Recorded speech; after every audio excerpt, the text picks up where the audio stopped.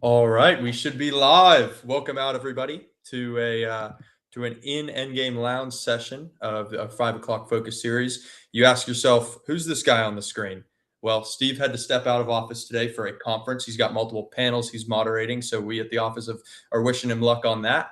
And today we're going to be covering sector pros and cons. I'm Jaden Verrico. I'm a portfolio manager here at Ankerstar Wealth. So a lot of the investing behind the scenes, some of the investment decision making comes from the investment advisory board, and I sit on that and help make decisions into what investments you see. Before we get into anything else, just want to cover today standard disclaimer. Anything that is said is a constitution of my opinion and does not necessarily represent the opinion of the company. And anything I say, you must do your own due diligence on, own research. Nothing's a recommendation on buying and or selling. So when I say stock market sectors, you might be a little confused. What does that mean? I know I've got stocks, but what is the sector portion of it? The market of the S&P 500, right, is the 500 largest companies in America, and you can classify them into 11 different sectors. There's a chart over here on the right if you want to kind of start looking at it, but it's essentially there's 11 sectors that classify companies into essentially what they do of their business. And it's important to understand these sectors because it really reflects how the market is feeling at different times. For example, information technology, as we all know, tech investors heavy at Ankerstar Wealth, is a little bit of a higher beta play, which means that if the economy is risk on, if the market is risk on, you're typically going to see the share of tech companies as a share of the broader market expand. Versus if you're having a little bit more of a risk off appetite, that information technology segment is going to shrink. And it's important here. This is not necessarily a reflection of, okay, what is necessarily driving the economy today. It's actually a representation of what people think forward earnings are going to be. So the information technology sector is about 30% of the market today in terms of market cap. That's how much those companies are worth. But they only make up about 20% of the earnings. What does that mean? It means that people think that in the future, these companies are going to make more of the earnings as a share of the entire market. And so it's pretty interesting to look at something like this when you go and you buy the S&P 500, right? It's a kind of standard advice that you're given when you put in your 401k, just put it in the market. But when you're buying the market, you're actually buying a real distinct segment of companies, and oftentimes that leans towards future performance, not necessarily the share of the economy today. And it's sometimes interesting to look at this and be like, okay, tech 30%, I can see that. Technology is everywhere in our lives. Interesting. Healthcare 9%. I don't go to the doctor 9% of the time. And so it can be interesting to look at some of those sectors and see where profitability comes from in the market. Another chart that I wanted to show you is kind of the S&P 500 weights over time. Really want to focus on the lower end of the chart here. If you see that dark blue there, you can see here this it starts at a very low percentage, ends at a very high percentage. We're looking at information technology there. Over the last 30 years, technology has proliferated and pretty much become a staple of our everyday lives. And you can see that we're actually right around the same percentage of the S&P 500 as we were in the dot-com bubble. And you'll hear that thrown around on the news and stuff like, oh, are we in a bubble? But I want to point to the general trend. You can think in 1993, technology was not at all pervasive in our daily lives. You maybe had a mainframe, maybe some computers at work, but you weren't necessarily bringing a lot of technology into the home or into your car or into this device that we call cell phone in our pocket that can now do everything that a computer back then could do. And if you kind of ignore the dot-com bubble, obviously you had an increase in valuations, a decrease in valuations. Tech has really increased relatively linearly over the last 30 years. And a lot of that has to do with simply the share of earnings that it makes up because of how prolific it is in our lives. Other things to note, you can see something like materials. This tells the story of, now instead of a goods economy, we're a lot more of a service economy. That has shrunk from or maybe around 10%, around 8% to less than 2% of the index. And it really talks to what is driving the American economy today versus what was driving it 30 years ago. As we get into a little bit of sector performance over time, you can see exactly why information technology has increased so exponentially over the last 10 years. And if you were to put this all the way back, if you put a 30-year, it would still probably, I believe, be the best performing sector. And it's the only sector that has actually beat the S&P 500. So you think, what's driving earnings in the American economy right now? It's technology. And everything else is kind of lagging behind on a 10-year basis. And so tech has really brought that up. What's important to note here is that if you've been invested 10 years, you're super happy. And we are huge advocates for long-term investing, thesis-based investing. If you think that technology is driving the future, which we do, you stay invested all through the whole time and you reap the rewards over 10 years. But over something like 3 months, you might see that, oh my goodness, tech is the worst performing sector here over the last 3 months. And a lot of that has to do with because some AI build out fears and things of that nature. But you can see materials, energy, consumer staples. These are the most boring sectors in the market overall over time, but they're performing very, very well. And so if you're looking for a little bit more active management, and what you'll see when you have an advisor potentially, or what big firms are doing is they do things called sector rotation. So they'll go into tech, and they'll ride it super far out. And then maybe when they're seeing a little bit of weakness there, they try to rotate actively into materials. And that's the difference between an active index versus a passive index, which is something we've covered in the past. As we keep moving forward here, I just wanted to give a brief breakdown of each sector, and you guys can stop me at any time if you're wondering, like, oh, go a little bit deeper into these sectors. We'll start with IT. Obviously, I've been mentioning it the whole presentation. The crown jewel of the U.S. economy right now, NVIDIA on top, and then Apple, Microsoft. These are names that if you're kind of involved in the market in any way, shape, or form, you're going to know these names. They're dominant earners, high margins, and very, very strong balance sheets. And I want to point out that high margins point. All these companies make profit margins that are exponentially more than your average, say, materials company or something of that nature. And that's a lot of the reason for their high valuations, which is listed here as a con, because if you think about valuations, you think of a PE ratio. PE ratio is essentially what's the price I'm paying today versus this year's earnings, or it can be next year's earnings, depending on which one you're looking at. But it's saying if NVIDIA is sitting at a 24 PE ratio, it means it needs 24 years of the same earnings to deliver you the same price you got today. And so a lot of tech companies have very high PE ratios due to the fact that we expect for returns to be very high. But in and of that self, we get to the second point there, there's a very strong pressure to keep growing those earnings. Otherwise, those high starting valuations could see falls. And that's where you see potentially things like a bubble fear, right? If margins were to come down, we could have a little bit of a squeeze in the technology sector. As we move through some of these other sectors, communication services, I really want to kind of lead here with, you're like, tech. I think Google is tech. Actually, by the breakdown, it's communication services, and that's because of its search. Meta, communication services, obviously the social media platforms it holds, Netflix in terms of the shows and stuff that it puts out. That's communications, right? And I want to point out one thing here. We'll kind of go through these sectors relatively fast, and you can stop me if you have any questions about them. But for communication services, a very large thing to watch here is this digital ad spend in the broader economy. Digital ad spend is baseline discretionary, right? If companies do not have the money to, what are they going to cut first? A lot of times you get some headcount, some chaff cuts there, but you also get advertising cuts. Companies are willing to give up a little bit of give up a little bit of revenue in the future if they're able to save today in the event of an economic downturn. And so these companies are very reliant upon that digital ad spend, and actually have really increased in value over the last 5 years due to very, very strong ad spend. As we move on here to financials, you see things like Berkshire Hathaway, which is a little bit misleading because it has a whole conglomerate of businesses with inside of it. But you see JP Morgan Chase, your Visa, your MasterCard, your Bank of America. There's nothing surprising here. What is to watch in financials is they're very, very right now a little bit tied to the AI build out. And so when you see financials have increased very well, I think over the last 3 years or so, they're probably in the top 3 to 4 sectors in performance. Industrials are also there. And a lot of that is due to the fact that people are relying upon debt or other things for this build out of infrastructure for AI that's coming. And so Normally, financials would technically be a little bit more depegged from information technology because the IT companies could fund it with free cash flow. That's not necessarily the case now. And so there's a little bit more correlation there than in the past. When we look at something like consumer discretionary, obviously you have names like Amazon, like Tesla, like Home Depot. There's, again, nothing super surprising here. But what's interesting is you think of hallmarks of the US economy, something like Booking Holdings.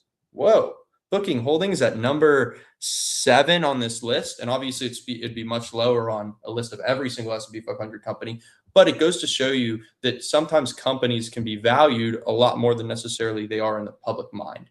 In terms of readiness in the public mind. Consumer discretionary is always going to benefit when the consumer is doing well. That means you'll see the sector benefit with bigger tax refunds a lot of times because they directly are relying on consumer spending. A con is a lot of these companies have a lot of tariff risk, right? When you think something like an Amazon or something like Amazon's the biggest one on here, to be honest, and then maybe Nike because of their exposure to foreign countries. You think if you're importing things and all of a sudden a tariff pops up, it's the end consumer that's going to get hit by that. But Amazon's going to try to not raise their prices, and so their margins are going to get squeezed by tariffs. So that's an important play to watch there.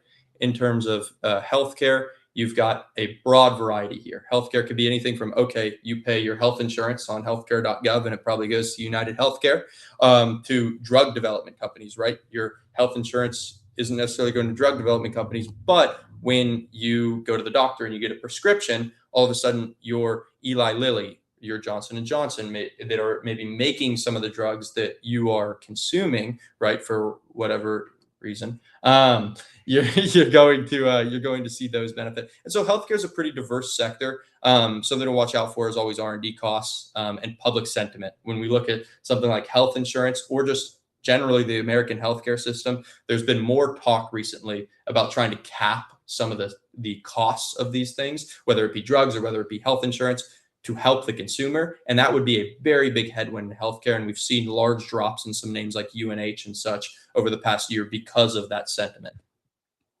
When we look at something like industrials, you have Corey's favorite company, Caterpillar. That is basically all these companies are really benefiting from kind of this industrial renaissance theme. So when Trump came into office and a lot of the stuff with tariffs, he really harped on this point of reshoring a lot of manufacturing, and not just the reshoring of manufacturing, but his point there and the AI build out is causing a lot of these companies to move up very quickly in terms of valuations. And that is obviously in the con section here. The growth here is not going to necessarily be linear. Just because Caterpillar is at revenues today, if the AI build out was to slow, or if it was to pause for whatever reason, a broader economic downturn, something along of that nature, you could see revenues actually get hit on Caterpillar, not just stay flat, but they might actually go down. And so a lot of the valuation baked in there is on, again, forward earnings. That's how we value companies. If forward earnings get hit, you can see drastic moves in some of these companies with their rich valuations. As we move to consumer staples, this is like a needs versus wants. Walmart, obviously here, it's the best representation of consumer staples, I think, in my mind. When you think consumer discretionary, you think, all right, I'm going to go out to McDonald's and get some food, or I'm going to go out to Texas Roadhouse and get some food. I'm going to order stuff on Amazon. When the economy, when we're battering down the hatches, right, everybody's going to Walmart. And so that's kind of what you see here on these consumer staples names is they're predictable, they're reliable, but in and of that, and this is listed as a pro that they have modest pricing power, sometimes they don't have as much pricing power as a consumer discretionary company or something of that nature because people expect them to keep their costs low and therefore you get lower growth potential. Bear with me here. We're almost through all the sectors. Next is energy. Energy is actually one of the smallest sectors over time. When you think trivia question, which one of these companies was the largest company in the United States in the past? Phillips 66. I don't think so. ExxonMobil. In the early 2000s, actually, it was the largest company in the U.S. And so it's really interesting, right? You just picked the top one. It's really interesting that that over time this has become one of the smallest sectors, even though at one point it was the largest individual company in the world.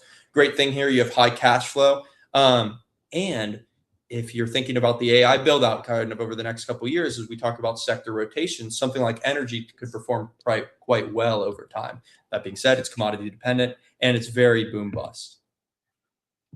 When utilities kind of come into play here, we've got both utilities and real estate. These are, again, kind of the two bond proxy sectors. And why we say bond proxy is they're very sensitive to interest rate changes. Utilities are oftentimes pegged by the government as to what prices they can charge. And obviously, there's some utilities that have other exposure into like building their own private kind of build out. But NextEra Energy is a good example of that, where they own Florida Power and Light. That's a government regulated utility. It's charged. It keeps charge. It keeps charges regulated by the government versus it's going to also have a private sector area where if there is a high energy demand, they can actually charge more than necessarily is regulated. And so you get some interesting plays there in utilities. Real estate has been not a very good performer. If we actually go back, it's been the worst performer over the last 10 years and kind of sits in that worst performing category a lot of times. And a lot of that is just due to the fact interest rates have been high recently.